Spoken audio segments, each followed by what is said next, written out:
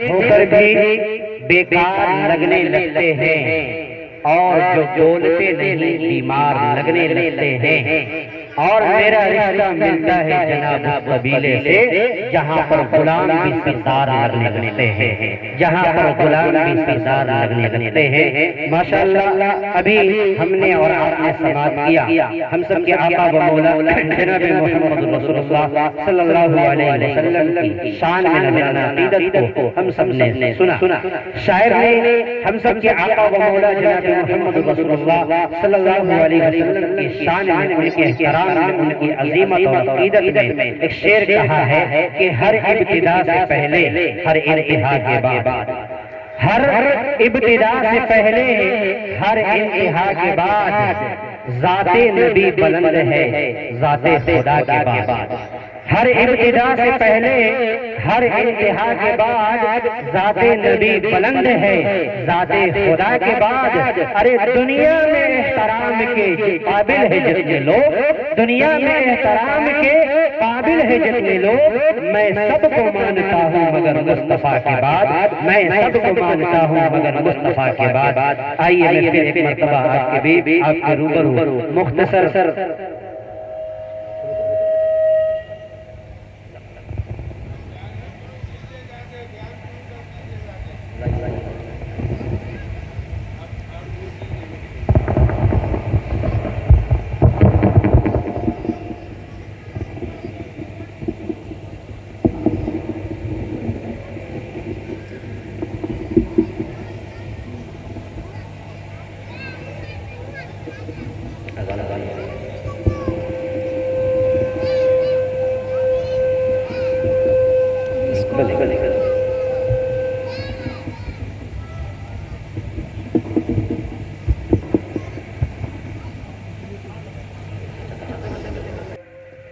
ونعوذ بالله من شرور أنفسنا ومن سيئات أعمالنا،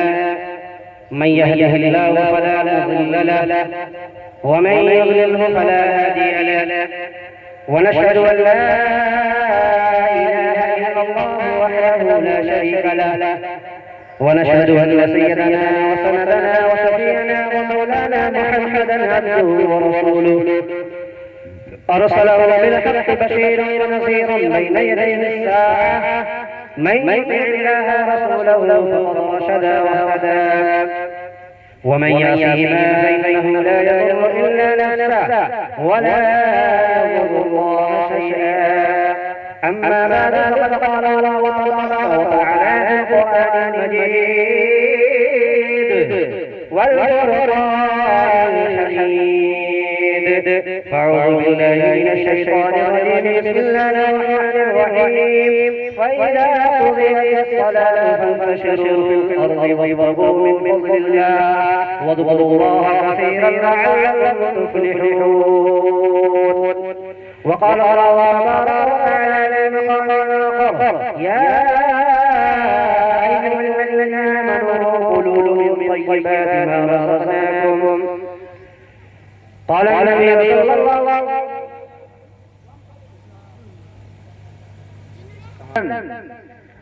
كسب الحلال فريضة بعد فريضة، أو كما قال رسول الله صلى الله عليه وسلم.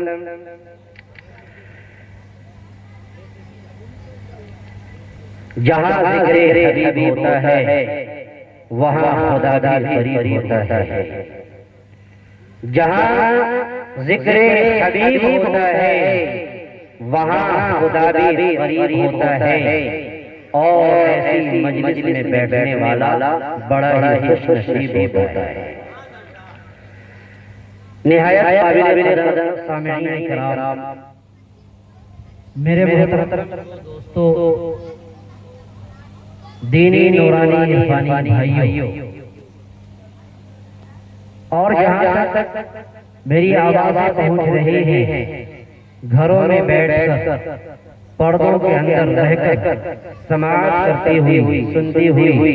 خواتین امت اسلامیہ پیاری ماں بہنیں، سب سے پہلے میں آج کے اس پروگرام میں بیٹھے ہوئے جتنے بھی حضرات ہیں سب قابل مبارکباد ہے کہ آپ نے اپنا قیمتی وقت فارغ کر کے یہاں پر تشریف لائے ہیں۔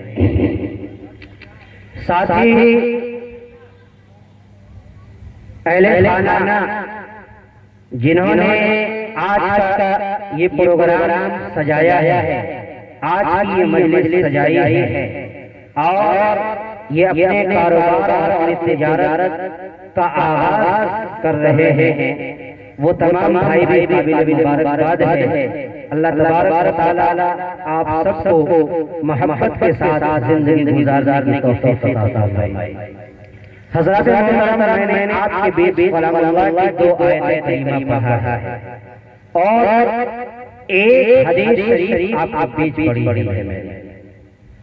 اور میری عادت ہے کہ میں اپنے موضوع سے بھٹکتا نہیں ہوں۔ جو میں قرآن کریم کی تلاوت آیت کریمہ آپ کے بیچ پڑھا ہے اور جو حدیث شریف پڑھی ہے، کوشش یہ ہو کہ اس آیت کی روشنی میں، حدیث مبارکہ کی روشنی میں کچھ باتیں ہمارے اور آپ کے بیچ آ جائے جو ہمارے لیے بھی اور آپ کے لیے بھی قابل قدر اور قابل نمونہ ہو جائے اور عمل کی توفیق دی جائے۔ اللہ تبارک و تعالی نے سب کو اسلام مذہب کے زیر سایہ زندگی گزارنے کے لیے بھیجا ہے، اور اسلام مذہب اتنا عظیم الشان مذہب ہے کہ اس عظیم الشان مذہب کے زیر سایہ اللہ تبارک و تعالی نے بہت ساری چیزوں کو سمو کر کے رکھ دیا ہے، بہت سارے شعبوں کو سمو کر کے رکھ دیا ہے،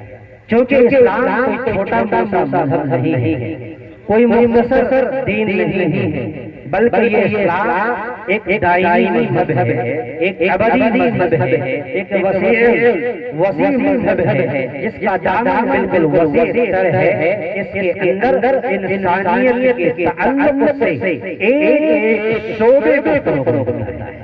میرے دوستو، میرے بزرگوں، اسلام کی تاریخ کو اگر آپ پڑھیں گے، اسلام کی ورق گردانی اگر آپ کریں گے، اسلام کے دامن کو اگر کھول کر کے دیکھیں گے تو وہاں اللہ تبارک و تعالی نے ہمارے لیے، آپ کے لیے، اس روئے زمین پر بسنے والی تمام انسانیت کے لیے اور قیامت تک کے آنے والے بشر کے لیے اللہ تبارک و تعالی نے ایک بہت خاص پیغام رکھا ہے، ایک خاص اللہ تبارک و تعالی نے اس کے اندر مواد رکھا ہے، جہاں پروردگار عالم نے انسان کو زندگی اور موت کا سبق پڑھایا ہے، جہاں قرآن نے انسان کو زندگی اور موت کے فلسفے سے روشناس کیا ہے، جہاں قرآن نے انسان کو روئے زمین کے اوپر حقوق اللہ اور حقوق العباد سے ثابت کرایا ہے، جہاں قرآن نے انسان کو ایک دوسرے کے ساتھ باہمی رواداری اور مساوات کا درس دیا ہے، جہاں قرآن نے انسان کو ایک دوسرے کے ساتھ محبت اور بھائی چارگی کا درس دیا ہے، جہاں قرآن نے انسانیت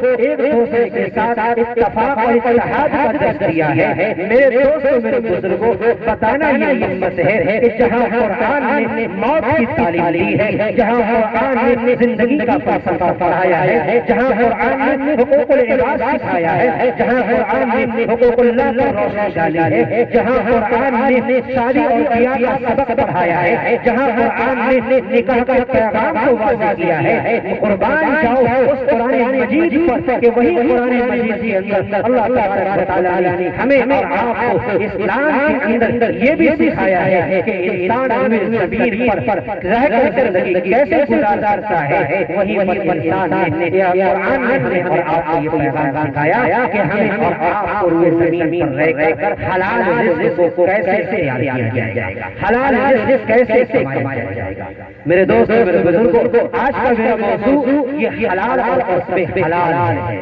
یعنی حلال رزق اور کسب حلال یعنی حلال کمائی ہے۔ میرے دوستوں، میرے بزرگوں، اسلام کا یہ عظیم شان مذہب اور درس رہا ہے کہ ہمارے اور آپ کے لیے اور رسول اللہ صلی اللہ علیہ وسلم نے جہاں امامت و خطابت کی فرائض انجام دی، جہاں پر تبلیغ کیا، جہاں پر ایک معلم کا فرض نبھایا نبھایا ہے، جہاں پر ایک مبلغ کا فرض نبھایا ہے، جہاں پر رسول اللہ نے ایک خطیب بن کر کے اپنے پیغام کو روئے زمین کے ایک ایک انسان تک پہنچانے کی کوشش کی ہے، وہیں پر اللہ رب العزت نے یہ بھی بتایا ہے کہ اللہ تعالیٰ قرآن نے حلال رزق کی فوقیت کی ہے، وہیں پر ہم سب کے آقا و مولا جناب محمد رسول اللہ صلی اللہ علیہ وسلم کی حدیث شریف ملتی ہے کہ وہاں پر کسب حلال کس طریقے سے اختیار کیا جاتا ہے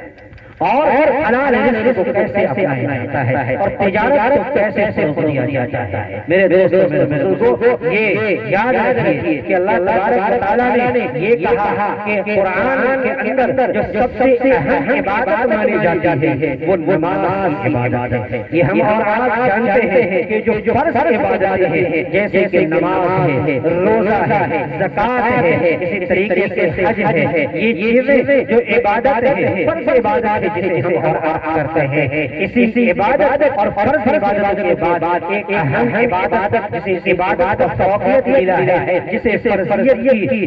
شناخت پہچان ملی ہے، وہ ہمارے اور آپ کے درمیان تجارت کا یہ اہم مسئلہ ہے۔ تجارت ایک اہم موضوع ہے جس کو ہم اور آپ فروغ دیے۔ میرے دوستو، میں آپ کو آج بتاتا ہوں اور یہ بتاتا ہوں کہ محمد رسول اللہ نے تجارت کو کیسے فروغ دیا ہے، محمد رسول اللہ نے تجارت کو کیسے اپنایا ہے۔ آپ ہم اور آپ آئے اور 63 سالہ زندگی حضور کی کھول کر کے دیکھتے ہیں تو تاریخ یہ ملتی ہے کہ ہم سب کے آقا و مولا جناب محمد رسول اللہ صلی اللہ علیہ وسلم نے یہ ارشاد فرمایا کہ انہوں نے اپنی زندگی کے اندر 2 مرتبہ حضرت خدیجہ کبریٰ رضی اللہ تعالی عنہا کا مال لے کر کے ملک شام جا کر تجارت کیا ہے اور خدا کی قسم اس تجارت کے اندر اتنا نفع ہوا ہے، اتنا نفع ہوا ہے کہ حضرت خدیجہ کبریٰ رضی اللہ تعالی عنہا فرماتی ہے کہ میں نے ہمیشہ تجارت کیا لیکن نفع محمد رسول اللہ کے اس تجارت سے میرے کاروبار ہوا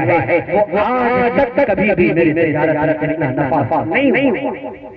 میرے دوستو، پتہ یہ چلا کہ حلال رزق کمانا بھی فرض ہے، حلال رزق کھانا بھی فرض ہے، حلال رزق کمانے کی کوشش کرنا بھی یہ فرض ہے۔ آئیے میں قرآن کریم کے حوالے سے بات کرتا ہوں۔ پروردگار عالم کے اس کلام اللہ کو جب ہم اٹھاتے ہیں تو اس کے اندر بے شمار آیتیں ملتی ہیں جہاں پر نماز اور عبادات کے تعلق سے آیتیں ہیں، وہیں پر ہمیں اور آپ کو کسب حلال کے تعلق سے بھی یہ پیغام دیا۔ فرمایا یا ایھا الذین آمنوا کلوا طیبات، یا اللہ تبارک و تعالیٰ نے کہا اے ایمان والو کھاؤ پاکیزہ رزق میں سے، پاکیزہ اور حلال رزق سے کھاؤ اور وعملوا صالحا اور تم عمل صالح کرو انی بما تعملون علیم۔ یاد رکھیں کہ اگر تم ایسا نہیں کرتے تو میں تمہاری کرتوت کو، میں تمہاری حرکت کو، میں تمہارے اٹھنے بیٹھنے کو اور میں تمہاری روزمرہ کی زندگی کو میں بخوبی دیکھ رہا ہوں۔ میرے دوستو، یہ تجارت بہت اہم چیز ہے، اس لیے قرآن کی آیت اور فلسفے پہ ذرا غور کیجیے کہ قرآن نے کس اعتبار سے کہا یا ایھا الذین آمنوا، اے ایمان والو کلو آؤ من طیبات پاکیزہ چیزوں سے۔ پتہ یہ چلا کہ روئے زمین پر جہاں ہمارے اوپر عبادات فرض ہے، جہاں ہمارے اوپر نماز فرض ہے، جہاں ہمارے اوپر روزہ فرض ہے، جہاں ہمارے اوپر زندگی میں ایک مرتبہ حج فرض ہے، جہاں ہمارے اوپر زکوٰۃ فرض ہے، جہاں ہمارے اوپر اللہ تبارک و تعالیٰ نے اپنی دینی عبادات کو فرض کیا ہے، وہیں پر اللہ تبارک و تعالیٰ نے ہمارے اور آپ کے لیے رزق کو حلال طریقے سے حاصل کرنا بھی ہمارے اوپر فرض کیا ہے۔ یہ رزق کو حلال طریقے سے، حلال کمائی سے حاصل کرنا بھی اللہ رب العزت نے ہمارے اوپر فرض کیا ہے۔ لیکن آج ہمیں اور آپ کو اس سلسلے میں بڑی کوتاہی دیکھنے کو ملتا ہے۔ آج ہمارے سماج کے اندر، آج ہمارے گاؤں اور محلے کے اندر، آج ہمارے قصبوں کے اندر، ہمارے شہر کے اندر، اور آپ اٹھا کر کے نظر دیکھ لیجیے آج پورے دفاتر کے اندر میں اور پورے آفس کے اندر چلے جائیے، کوئی بھی ایسا محکمہ اور کوئی بھی ایسا محکمہ، کوئی بھی ایسی آفس اور کوئی بھی ایسے سیکٹر خالی نہیں ہے جہاں پر سود کا کاروبار ہوتا ہو،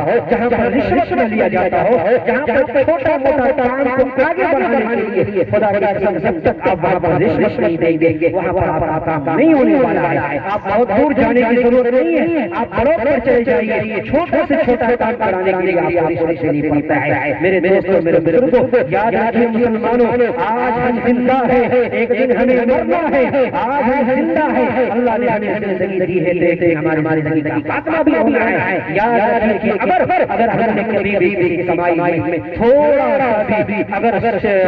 کے اندر رشوت کا تھوڑا سا بھی اثر آ جائے، تھوڑی سی بو آ جائے، تو میرے دوستوں، میرے بزرگوں، وہ چیز وہ کل قیامت کے دن اللہ رب العزت ہمیں نہیں بخشے گا۔ اس لیے جہاں ہمارے اوپر نماز فرض ہے، وہاں پر حلال طریقے سے کمائی کرنا بھی فرض ہے۔ جہاں ہمارے اوپر نماز روزہ فرض ہے، وہاں پر حلال طریقے سے روپیہ پیسہ کمانا بھی فرض ہے۔ جہاں پر ہمارے اوپر زکات فرض ہے، وہیں پر حلال طریقے سے اپنے بچوں کی پرورش کرنا ہمارے اوپر فرض ہے، اپنے اہل و عیال کی پرورش کرنا ہمارے اوپر فرض ہے۔ میرے دوستوں، میرے بزرگوں، اللہ تبارک تعالیٰ نے کبھی یہ نہیں کہا کہ تم مسجد میں بیٹھے رہو، پروردگار عالم نے کبھی یہ نہیں کہا دینی مجلس میں بیٹھے رہو، پروردگار عالم نے کبھی یہ نہیں کہا کہ تم دینی مجلس میں ہمیشہ آباد کرو، قرآن کریم نے کبھی یہ نہیں کہا کہ تم ہمیشہ اپنی زندگی میں نماز پڑھتے رہو۔ آئیے میں قرآن کریم کا فرمان سناتا ہوں، قربان جاؤ اللہ تبارک تعالیٰ پر اور محمد رسول اللہ صلی اللہ علیہ وسلم کی شخصیت پر، جس کے اوپر اللہ نے کلام کو نازل فرمایا ہے، جس کے اوپر اللہ تبارک تعالیٰ نے اس کلام مجید کی آیاتوں کو ایک حروف کو نازل فرمایا ہے۔ اس قرآن مجید کی فرمان سنیے، آپ سورۃ الجمعہ 28 پارہ اٹھائیے، اس کے اندر جا کر کے پڑھیے گا تو آپ کو ایک آیت ملے گی جس کے اندر اللہ رب العزت کیا پیغام دیتا ہے۔ فرمایا فَإِذَا قُضِيَتِ الصَّلَاةُ، کہ جب تم نماز سے فارغ ہو جاؤ، کیا کہا؟ فَإِذَا قُضِيَتِ الصَّلَاةُ فَانتَشِرُوا فِي الْأَرْضِ، کہ جب تم نماز سے فارغ ہو جاؤ تو زمین کے اندر پھیل جاؤ، زمین کے اندر چلے جاؤ، وَابْتَغُوا مِن فَضْلِ اللَّهِ، اور تم اللہ کا رزق تلاش کرو، اللہ کا فضل تلاش کرو۔ یہاں پر فضل کا لفظ کیا گیا؟ آپ کہیں گے کہ یہاں پر تو لفظ فضل ہے، آپ ترجمہ رزق کر رہے ہیں، تو آپ قرآن اٹھائیے، ترجمہ دیکھیے جا کے مفسرین کی تفسیر کو آپ دیکھیے گا تو اس کے اندر فضل سے مراد یہ اللہ تبارک تعالیٰ نے اور مفسرین نے جو وہاں پر لکھا ہے، اور اللہ تبارک تعالیٰ نے فضل کا جو منشا اور اس کا ترجمہ جو ہے کہ تم نماز سے جب فارغ ہو جاؤ، فَإِذَا قُضِيَتِ الصَّلَاةُ فَانتَشِرُوا فِي الْأَرْضِ، کہ تم زمین میں پھیل جاؤ اور کشادگی کی طرف پھیل جاؤ، اور پھیلنے کے بعد وَابْتَغُوا مِن فَضْلِ اللَّهِ، اللہ کا رزق تلاش کرو، اللہ تعالیٰ کا رزق تلاش کرو، اور یہ کوشش کرو کہ میں طریقے سے حلال کماؤں، اور کس طریقے سے حلال ہماری کمائی ہو اور حلال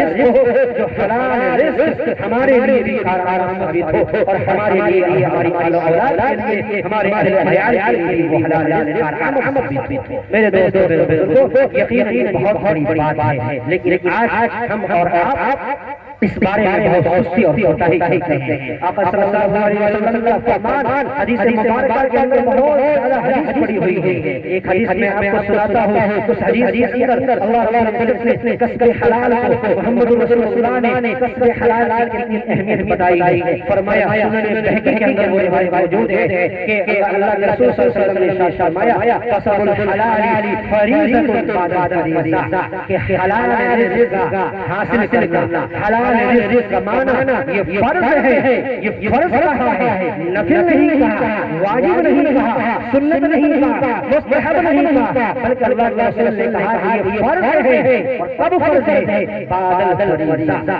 فریضوں کے بعد، یعنی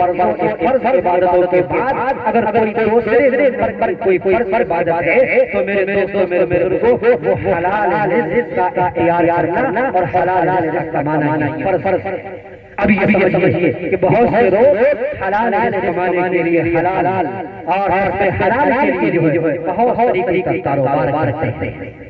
کاروبار کرنا نبی کی سنت ہے، یاد رکھیے گا، انبیاء علیہ السلام کی سنت ہے۔ بہت سے نبی نے کسی نبی نے کپڑے کا کاروبار کیا ہے، کسی نبی نے تجارت کیا ہے، کسی نبی نے دیکھیے گا تاریخ پڑھیے گا تو اس کے اندر چادر بیچا ہے، کسی نبی نے کھیتی باڑی کی ہے، کسی نبی نے ہل جوتا ہے، کسی نبی نے بکریاں چرائی ہیں۔ یہاں تک کہ ہم کے آقا و مولا جناب محمد رسول اللہ صلی اللہ علیہ وسلم اجرت پر جو ہے بکریاں چرا کر کے جو ہے رزق کو حلال کو کمائی کیا ہے، حلال رزق کو اختیار کیا ہے، پتہ یہ چلا کہ ہماری تمام فرائض عبادتوں کے بعد اگر دوسرے نمبر پر اگر کوئی فرض عبادت ہے تو وہ رزق کو حلال طریقے سے حاصل کرتا ہے۔ اس لیے میرے دوستو، آج اگر اس روئے زمین پر کوئی کاروبار کرتا ہے، چاہے کوئی کاروبار کوئی جس اعتبار کا بھی کوئی کاروبار ہو، کوئی اگر دکان کھولتا ہے، کوئی کپڑے کا کاروبار کرتا ہے، کوئی کسی طریقے کا کاروبار کرتا ہے، کوئی ٹینٹ کا کاروبار کرتا ہے، کوئی ایسی تجارت کرتا ہے، یقیناً جو بھی تجارتیں ہیں اگر ہم اور آپ تجارت کرتے ہیں تو یقیناً میرے دوستوں میں بزرگوں کہ محمد رسول اللہ کی سنت کو زندہ کرتے ہیں، محمد رسول اللہ صلی اللہ علیہ وسلم کی سنت کو زندہ کر رہے ہیں۔ اس لیے کہ یہ تجارت کو اللہ تبارک و تعالیٰ نے کہ ہمارے نبی کے اوپر دیا اور نبی نے اس تجارت کو زندہ کیا۔ عبد الرحمن بن عوف نے اس تجارت کو زندہ کیا، حضرت ابو بکر صدیق نے کیا، حضرت عمر فاروق نے کیا، حضرت عثمان ذوالنورین نے کیا، حضرت علی رضی اللہ عنہ نے کیا، یعنی تمام انبیاء کرام علیہ السلام نے تجارت کو جو ہے نایا ہے اور تجارت کو فروغ دیا ہے، کاروبار کیا ہے، کاروبار ترقی دینے کی کوشش کی ہے۔ اس لیے میرے دوستو، یہ ہم آپ کو سوچے کہ ہم روئے زمین پر یا گاؤں میں گھر میں اگر کوئی کاروبار کہتے ہیں ہمارے لیے ذلت کا سبب ہے، اگر کوئی کاروبار چھوٹا موٹا کوئی کاروبار کھولتے ہیں، دکان ہی کھولتے ہیں، کوئی پانی کی دکان ہی اگر کوئی کھول لیتا ہے تو یہ سوچنا ہے کہ میرے لیے ذلت کا سبب ہے، نہیں، بلکہ یہ ہمارے لیے سنت کا باعث ہے۔ ہم اور آپ سنت پر عمل کر رہے ہیں اور یہ ہمارے لیے ہماری طرف سے نہیں بلکہ اللہ تبارک و تعالیٰ نے کلام اللہ میں کہا، کیا کہا؟ پروردگار عالم ہے خرید فروخت کو میں حلال کیا ہے، تجارت میں نے حلال کیا ہے، وحرم الربا اور ہم نے ربا کو یعنی سود کو حرام کیا ہے اور رشوت کو حرام کیا ہے۔ میرے دوستوں میرے بزرگوں، یقیناً آپ محمد رسول اللہ کی تعریف پڑھیے، یقیناً آپ نبی اکرم جناب محمد رسول اللہ صلی اللہ علیہ وسلم کی تعریف اگر دیکھیں تو اس میں ہمیں اور آپ کو ملے گا اور ہمیں آپ کو پڑھنے کو اور سننے کو ملے گا کہ ہمارے آقا صلی اللہ علیہ وسلم نے کس طریقے سے کاروبار کیا اور کس طریقے سے تجارت سکھایا، کس طریقے سے تجارت کا ڈھنگ سکھایا ہے۔ میں آپ کو بتا دوں، آئیے آپ محمد رسول اللہ کی تعریف پڑھتے ہیں۔ آقا صلی اللہ علیہ وسلم اس روئے زمین کے اوپر تشریف لائے اور وہاں پر سب سے پہلا درس دیا، سب سے پہلا سبق پڑھایا، سب سے پہلا سبق پڑھایا اور قرآن کریم نے سب سے پہلا پیغام دیا، اقرا پڑھیے، اقرا پڑھیے اور پڑھیے یہ کس کو پڑھیے؟ وہ نہیں کہا بسم ربک الذی خلق کہ پڑھیے اپنے رب کے نام سے جس نے ہمیں ہم کو آپ کو سب سے پیدا کیا، یعنی اللہ تبارک و تعالیٰ کے نام سے پڑھیے کہ ہمیں آپ کو پیدا کیا۔ کیوں پڑھیے؟ اللہ تبارک و تعالیٰ نے اس آیت کریمہ کے اندر یہ نہیں کہا کہ کس چیز کو پڑھیے، یہ نہیں کہا کہ کیا چیز پڑھیے، یہ نہیں کہا کہ ہمیں پڑھنا کیا ہے، یہ نہیں کہا کہ ہمیں پڑھنا کیا ہے، آخر کیا پڑھنا ہے؟ اس آیت کریمہ کے اندر کیا پڑھنا ہے؟ ارے وہ زمانہ اور وہ دور اٹھا کر دیکھیے گا، تاریخ اگر پڑھیے گا اور تاریخ دیکھیں گے اور آپ کو ہمیں اور آپ کو معلوم چلے گا کہ وہ دور ایسا دور تھا کہ وہاں پر تو غداری کا دور تھا، وہاں پر جو شراب پینے کا دور تھا، وہاں پر تو ایک دوسرے سے ساتھ ڈاکہ ڈالنے کا دور تھا، وہاں پر ایک دوسرے سے ساتھ ایک دوسرے سے حقوق کو حقنے کا دور تھا۔ ابتدائی اسلام کے اندر وہ دور تھا کہ بچیوں کی پیدائش کے بعد جو ہے زندہ دور کیا کرتے تھے اور اس دور کا وہ دور ایسا تھا کہ چوری چماری کا دور تھا کہ وہاں پر تو ہونا ہی چاہیے کہ اللہ سب سے پہلے شراب کے بارے میں اتارتے تاکہ شراب کو بند کیا جاتا، اللہ سب سے پہلے آیت جو ہے چوری کے بارے میں اتارتے تاکہ چوری کو بند کیا جاتا، اللہ سب سے پہلے آیت جو ہے ڈاکہ دہی کے بارے میں ڈاکہ کے بارے میں اتارتے تاکہ ڈاکہ دہی کو بند کیا جاتا، اللہ شراب نوشی اور قمار بازی جوا بازی کے بارے میں اتارتے تاکہ یہ افراد اس دور سے ختم کیا جاتا۔ لیکن میرے دوستو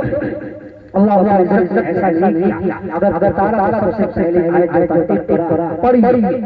پر اس کا مطلب یہ ہے کہ آج جس سماج کے اندر ہم رہتے ہیں، آج جس گاؤں اور محلے کے اندر ہم رہتے ہیں، آج جس سماج میں ہم زندگی گزار رہے ہیں، میرے دوستوں میرے بزرگوں، یقیناً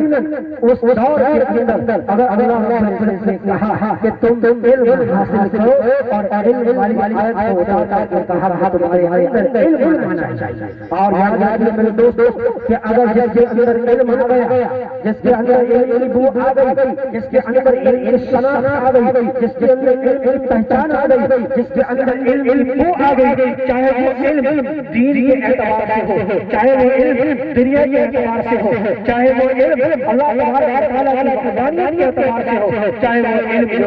جو ہے دنیا کے اعتبار سے ہو، میرے دوستوں علم آئے گا تو یقیناً دھیرے دھیرے ساری برائیاں ختم ہو جائے گی۔ اللہ تعالیٰ نے سب سے اقرا بسم ربک الذی خلق والی آیت اتار کر کہہ دیا کہ اگر علم کے اندر آ گیا تو اس کے اندر سے جو ہے برائیاں چلی جائے گی، جس کے اندر علم آیا اس کے اندر سے برائیاں ختم ہو جائے گی، جس سماج کے اندر علم آیا اس سماج کے اندر سے شراب نوشی ختم ہو جائے گی، جس سماج کے اندر اگر علم آ جائے وہاں پر رشوت خوری ختم ہو جائے گی، جس سماج کے اندر اگر علم آ جائے وہاں پر جو ہے جوا بازی ختم ہو جائے گی، تاش بازی ختم ہو جائے گی۔ میرے دوستوں میرے بزرگوں اللہ رب العزت نے اسی وجہ سے علم کی آیت اتارا کہ جس کے اندر علم ہوگا وہ تجارت کرنا سیکھے گا، جس کے اندر علم آئے گا اس کے اندر کاروبار کا طریقہ بھی آئے گا، جس کے اندر علم آئے گا اس کے اندر نماز کا طریقہ بھی آئے گا، جس کے اندر علم آئے گا اس کے اندر ریاست کا طریقہ بھی آئے گا، جس کے اندر علم آئے گا اس کے اندر زندگی اور موت کا طریقہ بھی آئے گا، جس کے اندر علم آئے گا اس کے اندر سماج کو ایک دوسرے کے ساتھ جوڑنے کا سلیقہ اور ڈھنگ بھی آئے گا، جس کے اندر علم آئے گا اس کے اندر میرے دوستوں دنیا کے ہر شعبے کے اندر اور ہر چیز کے اندر کام کرنے کا ایک سلیقہ ہے۔ یقین وہ چیز کارآمد ہے جب ہمارے علم آئے گا۔ اگر علم ہمارے آئے گا تو ہم تجارت بھی اچھی طریقے سے کر سکتے ہیں، اگر علم ہمارے آئے گا تو ہم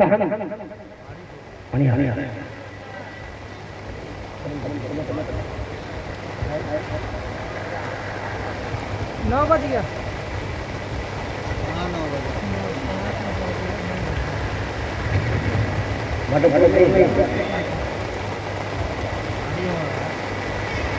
میرے دوستوں تو یقیناً علم آئے گا سب کچھ ہمارے اندر آتا ہے، اس لیے یاد رکھیے کہ